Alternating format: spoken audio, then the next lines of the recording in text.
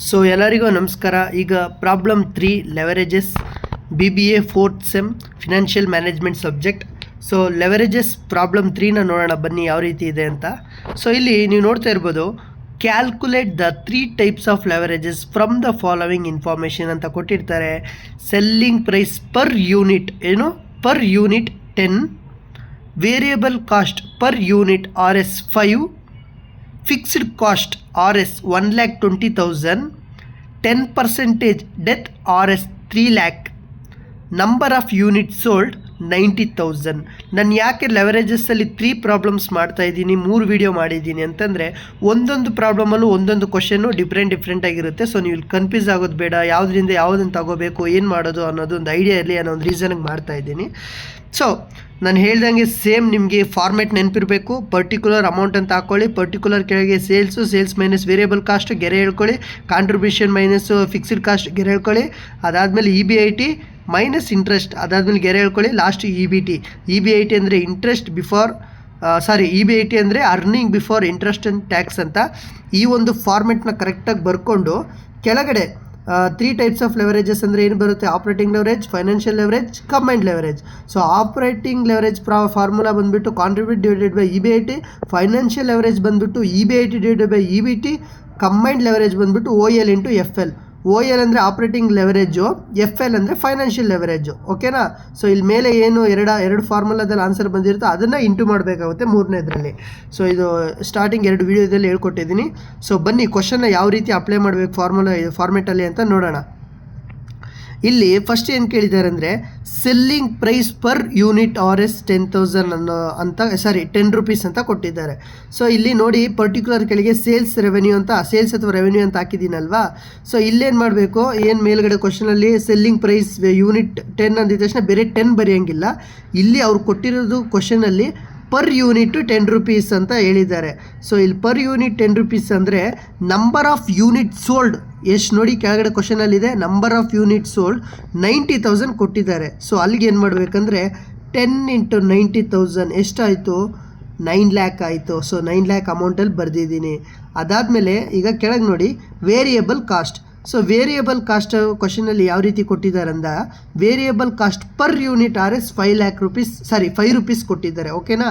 ಈ 5 ರೂಪೀಸ್ನ ಅಂದರೆ direct variable cost 5 ಅಂದಿದ ತಕ್ಷಣ 5 ಬರೆಯೋಂಗಿಲ್ಲ. ನೀವು ನಂಬರ್ ಆಫ್ ಯೂನಿಟ್ ಸೋಲ್ಡ್ ಇದೆಯಲ್ಲ ಅದ್ರ ಜೊತೆ ಇಂಟು ಮಾಡಬೇಕು. ಇಂಟು ಮಾಡಿದಾಗ ನೋಡಿ 5 × 90,000 ಮಾಡಿದಾಗ ನಿಮಗೆ 4,50,000 ಬರುತ್ತೆ. ಅದೇ ವೇರಿಯಬಲ್ ಕಾಸ್ಟ್ ಆಗುತ್ತೆ. ಸೊ ಇಲ್ಲಿ ಈಗ ಸೇಲ್ಸಿಂದ ಮೈನಸ್ ವೇರಿಯಬಲ್ ಕಾಸ್ಟ್ನ ಮಾಡಿದಾಗ ಅಂದರೆ 9 ಲಕ್ಷದಲ್ಲಿ 4,50,000 ಮೈನಸ್ ಮಾಡಿದಾಗ ಕಾಂಟ್ರಿಬ್ಯೂಷನ್ ನಮಗೆ ಎಷ್ಟು ಬರುತ್ತೆ, 4,50,000 ರೂಪಾಯಿ ಬರುತ್ತೆ. ಈಗ ಫಿಕ್ಸ್ಡ್ ಕಾಸ್ಟ್ ಅಂದಾಗ ನೀವು ನೋಡ್ತಾ ಇರ್ಬೋದು, ಫಿಕ್ಸ್ಡ್ ಕಾಸ್ಟ್ RS 1,20,000 ಹೇಗಿದೆ ಹಾಗೆ ಆ್ಯಸ್ ಇಟ್ ಈಸ್ ಕೊಟ್ಬಿಟ್ಟಿದ್ದಾರೆ. ನಾವು ಹಾಗೆ ಹಾಕೋಬಿಡೋಣ 1,20,000. ಈಗ ಮತ್ತೆ ಕಾಂಟ್ರಿಬ್ಯೂಷನಿಂದ ಮೈನಸ್ ಫಿಕ್ಸ್ಡ್ ಕಾಸ್ಟ್ ಅಂದರೆ ಮೈನಸ್ ಮಾಡಬೇಕಾಗುತ್ತೆ ಫಿಕ್ಸ್ಡ್ ಕಾಸ್ಟ್. ಸೊ ಇಲ್ಲಿ 4,50,000ದಲ್ಲಿ 1,20,000 ಮೈನಸ್ ಮಾಡಿದಾಗ ನಮಗೆ ಬರೋ ಆನ್ಸರ್ EBIT. ಸೊ ಅದೇ 3,30,000. ಈಗ ಇಂಟ್ರೆಸ್ಟ್ ಇಲ್ಲಿದೆ ಅಂತಂದಾಗ ಇಲ್ಲಿ ಕ್ವಶನಲ್ಲಿ ನೋಡಿ ಇಂಟ್ರೆಸ್ಟ್ ಅಂತ ಇಲ್ಲಿ ಏನು ಕೊಟ್ಟಿಲ್ಲ. ಸೊ ಇಲ್ಲಿ ಡೆಟ್ ಅಂತ ಕೊಟ್ಟಿದ್ದಾರಲ್ಲ ಅದನ್ನೇ ನಾವು ಇಂಟ್ರೆಸ್ಟ್ ಅಂತ ತಗೋಬೇಕಾಗುತ್ತೆ. 10% ಡೆಟ್ 3 lakh ರೂಪೀಸ್ ಅಂತ ಕೊಟ್ಟಿದ್ದಾರೆ. ಇಲ್ಲಿ ನಾವೇನು ಮಾಡಬೇಕು, 3 lakh ಇಂಟು 10% ಮಾಡಬೇಕು. ನೀವು ಒಂದ್ಸಲಿ ಮಾಡಿ 3 lakh ಇಂಟು 10% ಸಿಂಬಲ್ನ ಒತ್ತಬೇಕು ಕ್ಯಾಲ್ಕುಲೇಟ್ರಲ್ಲಿ. ಆಗ ನಮಗೆ ಎಷ್ಟು ಬರುತ್ತೆ, 30,000 ಬರುತ್ತೆ. ಸೊ ಅಲ್ಲಿ ಇಂಟ್ರೆಸ್ಟ್ನ ನಾವು ಎಷ್ಟು ಹಾಕಬೇಕು, 30,000 ಇಂಟ್ರೆಸ್ಟ್ ಹಾಕಬೇಕು. ಓಕೆನಾ?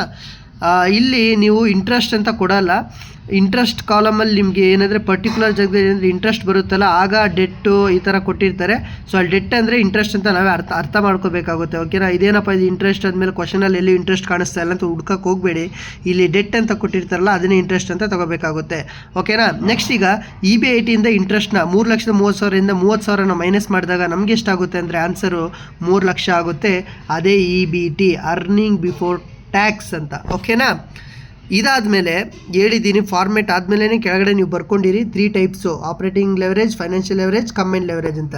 ಇಲ್ಲಿ ನೋಡ್ತಿರ್ಬೋದು formula contribution divided by EBIT ಅಂದಾಗ ಕಾಂಟ್ರಿಬ್ಯೂಷನ್ ಎಷ್ಟಿದೆ, 4,50,000 ಬರ್ಕೊಳ್ಳಿ. ನೋಡಿ 4,50,000 ಹಾಕ್ಕೊಂಡಿದ್ದೀನಿ. ನೆಕ್ಸ್ಟ್ EBIT ಎಷ್ಟಿದೆ, 3,30,000 ನೋಡಿ 3,30,000 ಬರೆದಿದ್ದೀನಿ. ಸೊ 4,50,000 ಡಿವೈಡೆಡ್ ಬೈ 3,30,000 ಎಷ್ಟಿದೆ ಅಂದರೆ 1.36 ಆನ್ಸರ್ ಬರುತ್ತೆ. ನೆಕ್ಸ್ಟ್ ಫೈನಾನ್ಷಿಯಲ್ ಲೆವರೇಜಲ್ಲಿ EBIT ಡಿವೈಡೆಡ್ ಬೈ EBT ಅಂದಾಗ ಇಲ್ಲಿ EBIT ಎಷ್ಟು ಕೊಟ್ಟಿದ್ದಾರೆ, 3,30,000 ಕೊಟ್ಟವ್ರೆ.